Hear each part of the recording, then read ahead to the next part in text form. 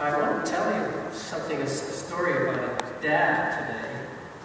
Anybody here been 8 years old? You've been 8? You've been 8? You've been 8? How old are you? 6. Okay. Well, there was a little 8-year-old girl, and she was going along with her dad in the car, and she was learning how to read. And she came across the word A-U-T-U-M-N. What does that spell? Autumn. Well, she couldn't get that word. Her name was Kathy, and she turned to her dad and said, "Dad, what's this word?"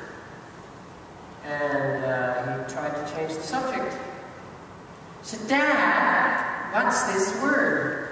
So he pulled over the car on the side of the road, and he said, "Honey, I can't read." "Dad, you can't read?" "No." And you know what profession he was in? He was a pastor. Now, he was a Baptist pastor, which tells you things there too, perhaps. And this Baptist pastor had spent his whole life memorizing the Bible. So he listened to tapes and stuff like that. So, in the beginning was the Word, and the Word is with God. And he'd get up to the pulpit, and he'd do that, and, you know, "Our Father who art in heaven." Everybody think, "Boy, he's quite the pastor." And everybody thought he could read. But he couldn't read. And you know, once I had a caretaker in the church I worked for, he couldn't read. And I keep giving him these documents, and he'd take them, and I didn't know he couldn't read. He had me fooled. Yeah. So it was a pretty amazing thing. Do you know what that girl decided to do on Father's Day? She decided she was going to teach her dad how to read. And she was only 8 years of age. And so she would sound out the letters for him, and she'd draw it, say A, B, and she sounded them out, and then she'd go, "Dog." You know, when my dad was a little kid, he was walking along the road outside Wigton in the north of England, and he heard this chanting.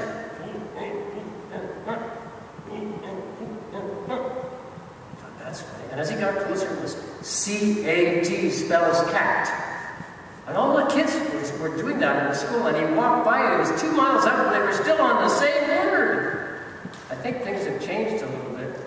You know, when I was trying to learn, my mother would put me on her knee, and she'd sit me there, and I was not allowed to get off her knee until I had read a paragraph. And I used to just hate it. I hated it so much. I would cry. You know what? By the time I got to grade 8, you know what my nickname was? "There goes the walking dictionary." So I guess what my mom did worked. The end of that story is little Kathy taught her dad how to read, and one day he got up into the pulpit and he opened his Bible at a passage he didn't know what he was going to read, put his finger down on there, and read it. Big day for him. So you may have something that you can do on your day, on your Father's Day for your dad. I don't know what it's going to be. It's going to be something you can do that nobody else can do. Let's pray.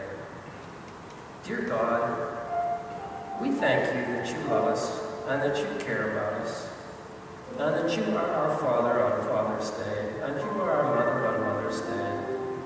You are greater than us in every respect, but you care about us. Care about the little tiny things, like the little daisy in the garden as well as the big oak tree.